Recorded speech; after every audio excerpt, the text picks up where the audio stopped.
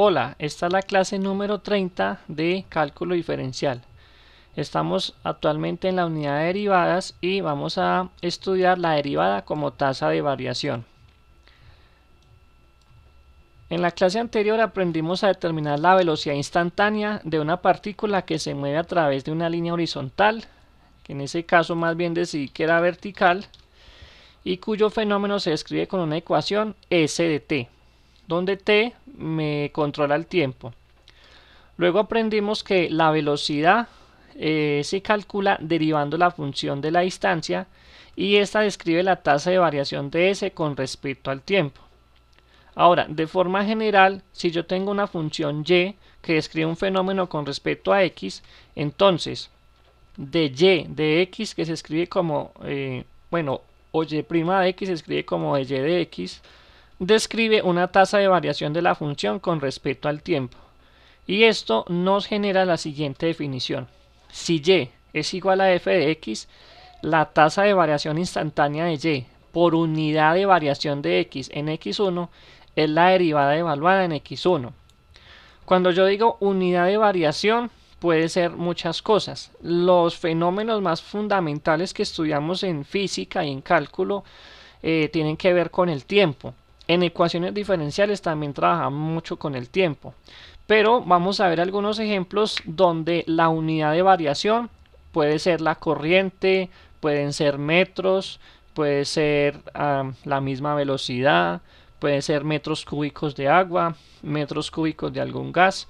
Eso depende de la aplicación. Veamos este ejemplo. En un circuito eléctrico, si E voltios es la fuerza electromotriz, I amperios es la corriente y R ohmios es la resistencia, entonces por la ley de Ohms, la corriente por la resistencia es igual a la fuerza electromotriz o al voltaje.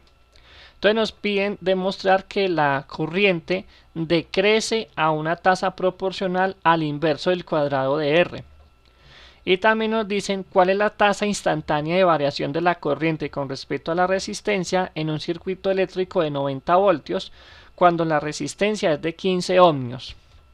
Que vamos a ver en qué consiste esto un poco extraño. Vamos a verlo primero. Entonces para eso vamos a derivar la corriente con respecto a la resistencia. La resistencia es la variable independiente y la corriente es la variable dependiente. O sea que la corriente depende de la resistencia. Y la ¿cómo es que le definimos? La fuerza electromotriz en voltios es una constante. Entonces, derivamos con respecto a R. Entonces, para poder derivar fácilmente, vamos a llevar a R al numerador.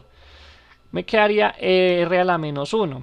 Para derivar, entonces recuerden que bajamos el menos 1 a multiplicar aquí, me quedaría un menos, y a este menos 1 le resto un 1. Menos 1 menos 1 me da menos 2. Para que no me quede de esta forma, lo llevo otra vez al denominador como R cuadrado. Y esta sería la derivada de la corriente con respecto a la resistencia. O también lo podríamos determinar o darle este significado. Cómo está variando la corriente con respecto a la resistencia. Y está variando inversamente al cuadrado. Eso es lo que nos están diciendo acá. Demuestre que I decrece a una tasa proporcional al inverso del cuadrado de R. Esto significa al inverso del cuadrado de R y el menos significa que decrece. Para poder ejemplificar esto, vamos a graficar esa función. Entonces vamos al GeoGebra y vamos a crear un deslizador. No sé si lo puedo hacer aquí, pero voy a escribir E igual a 90. Doy clic acá y efectivamente ahí tengo el deslizador. Este es el voltaje. Vamos a crear otro que es R igual a 15. Vamos a también a marcarlo y este es otro deslizador que me maneja la resistencia. No sé si pudiéramos darle una letra mayúscula, si se puede, lo mismo al voltaje. Y vamos a escribir, primero vamos a escribir la ecuación de la corriente, que es voltaje sobre resistencia. Entonces escribimos que I es igual a E, pero no me va a graficar, no, solamente voy a escribir como si fuera una función f de x igual a E sobre, a ver, la resistencia, no, lo que pasa es que la resistencia es una variable, entonces la va a manejar como x, sí, es mejor así. Entonces escribimos más bien f de x es igual a el voltaje sobre x. X, si lo tengo así, sí. X aquí me va a representar la resistencia, o sea, aquí va aumentando la resistencia, 0.2 ohmios, 0.4 ohmios, 1 ohmio. Inclusive podemos aquí disminuir esto para ver la resistencia hasta 20 ohmios o más. Y esto de aquí es la corriente. Entonces 10 amperios, 20 amperios, 30 amperios, 40, etcétera, 100 amperios. Entonces esta sería la gráfica y vemos cómo la corriente desciende cuando la resistencia aumenta. Entonces voy a dejar aquí para este ejemplo un voltaje de, yo dejé hasta 100, aquí vamos a darle deslizador máximo 220. Entonces vamos a dejar un voltaje de 120 voltios. Bueno, ya aproximado 121, 120. Y tenemos aquí una resistencia de 24 ohmios. Entonces, si yo trazo por acá la recta X igual, no, más bien un punto sobre esta curva y una recta perpendicular de la eje de la resistencia que pase por ese punto y otra recta perpendicular de la corriente que pase por este punto. Entonces al mover el punto sobre la curva que me describe la corriente, vamos a observar lo siguiente. Según lo que estaba estudiando por aquí, cuando el cuerpo humano recibe una descarga de 10 amperios, se produce un paro cardíaco. Entonces aquí podemos estudiar algo bien interesante. Aquí dice de 1 a 4.3 amperios ocurre fibrilación ventricular, acción de bombeo del corazón no rítmica. Los músculos se contraen, daño de los nervios, es probable la muerte. Dice acá de 50 a 150 miliamperios, que eso serían como 0.15 amperios. Dice que es un shock extremadamente doloroso.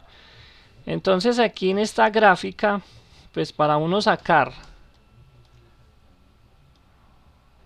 no, vamos a inclusive aumentar esto acá, para uno sacar ese valor de 0.15 tendría que recorrer mucho sobre la resistencia, una resistencia muy grande. Bueno, ahí puede uno entender muchas cosas que de pronto no había entendido desde el punto de vista de la electrónica. Y esta gráfica, como les estaba diciendo, nos describe la corriente. Entonces ahora, cuando nosotros calculamos la tasa de variación de la corriente con respecto a la resistencia, o sea, cómo está variando esto, o en otras palabras, si vienen acá la herramienta tangente de esta curva que pasa por este punto, vamos a darle a esta gráfica un color rojo para que nos marque aquí también. Aquí vamos a ver que esa velocidad, por decirlo así, la velocidad a la cual desciende la corriente con respecto a la resistencia, va disminuyendo. Pues empieza siendo un valor muy grande negativo y va disminuyendo esa tasa de variación hasta que probablemente al infinito se vuelva cero.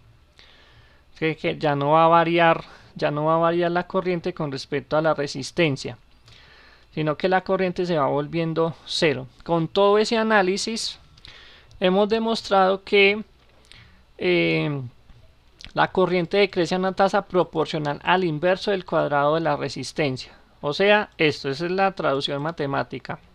Y también calculamos la tasa de variación cuando la resistencia es de 15 ohmios, que sería de menos 0.4 amperios por ohmios. Esta sería como la conclusión, que el valor es negativo, entonces la corriente decrece. Veamos otro ejemplo. Este ya no tiene que ver con electrónica. A lo largo de un rectángulo, el largo de un rectángulo mide 4 centímetros más que su ancho, y los 4 centímetros de diferencia se mantienen conforme el rectángulo aumenta de tamaño.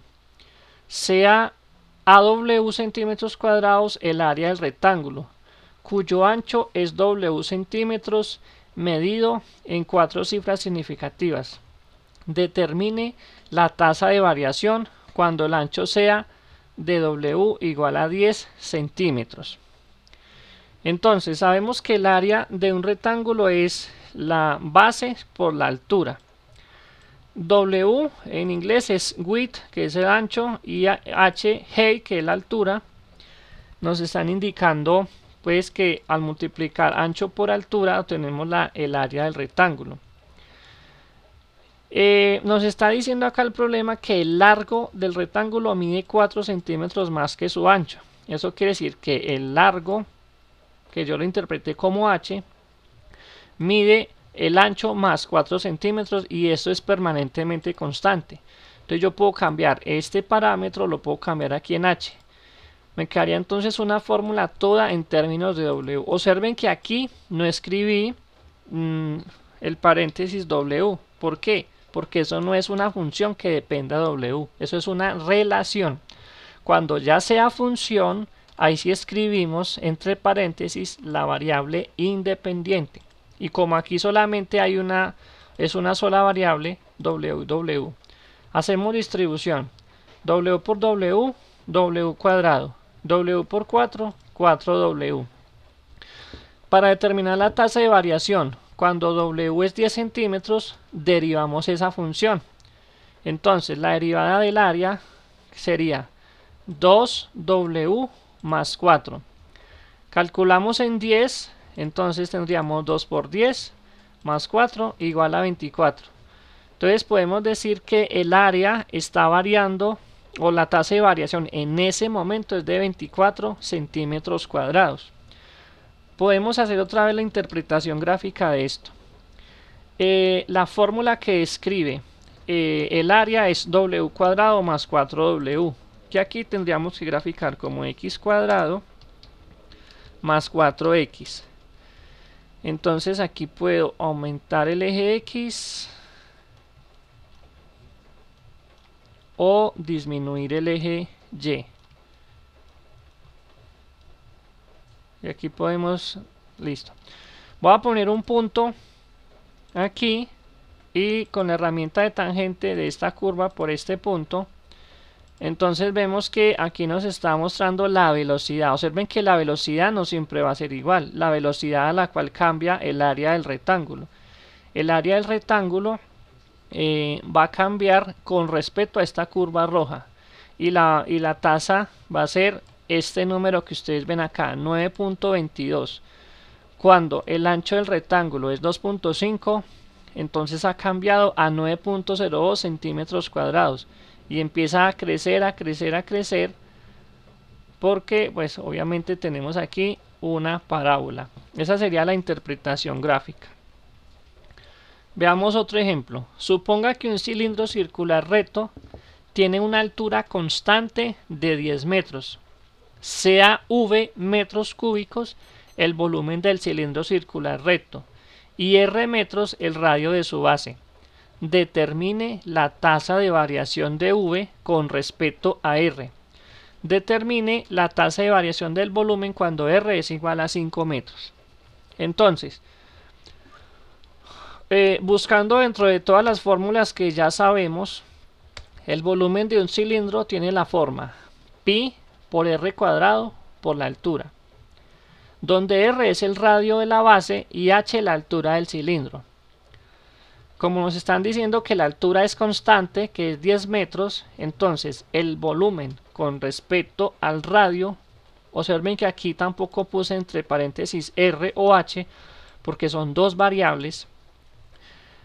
no se puede poner hasta que de pronto no veamos ya lo que es el cálculo en varias variables. Por ahora, entonces, como nos están diciendo que h es 10 metros y es constante, al reemplazarla me queda una función en términos de una sola variable independiente, que es el radio. El radio cambia, el volumen también cambia. El volumen depende del radio. Para encontrar la tasa de variación con respecto al radio, entonces vamos a derivar.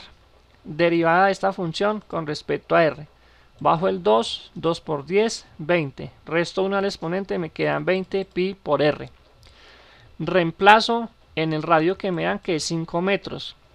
Entonces aquí tengo la velocidad, el volumen, la tasa de variación del volumen con respecto al radio evaluado en 5 es 20 pi por 5, que eso me da 100 pi. O eso es aproximadamente 314.15 metros cúbicos. O sea, es como si fuera un cilindro que se expande. Cuando el cilindro se va expandiendo, entonces el volumen o la tasa de variación del radio también va cambiando. O el volumen. Vamos a ver este otro ejemplo. Demuestre que en cualquier instante la razón de la tasa de variación del área de un círculo a la tasa de variación del radio es igual a la longitud de la circunferencia. Y lo otro es la razón de la tasa de variación de una esfera a la tasa de variación del radio es igual al área de la superficie de la esfera. Pero aquí nos dicen que la tasa de variación del volumen. Bueno, el área de un círculo está dado por pi por r cuadrado.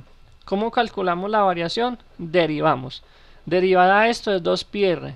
Y demostramos que esta fórmula 2πr es la longitud o el perímetro de la circunferencia. No hay que hacer más nada. El volumen de una esfera es 4/3 de pi por r al cubo. Esto lo van a aprender a hacer en cálculo integral cuando vean sólidos de revolución. Y con sólidos de revolución calculen el volumen de una esfera de radio r. Van a encontrar esta fórmula. Por ahora la vamos a derivar. Bajo el 3, 3 con 3 se cancelan, me queda 4pi y al 3 le resto un 1, me queda 4pi r cuadrado. Este es el área superficial de la esfera. Con este ejemplo terminamos la clase de derivadas como tasa de variación, para agregar pues un concepto más a las aplicaciones de la derivada. Nos vemos en otra clase de cálculo diferencial.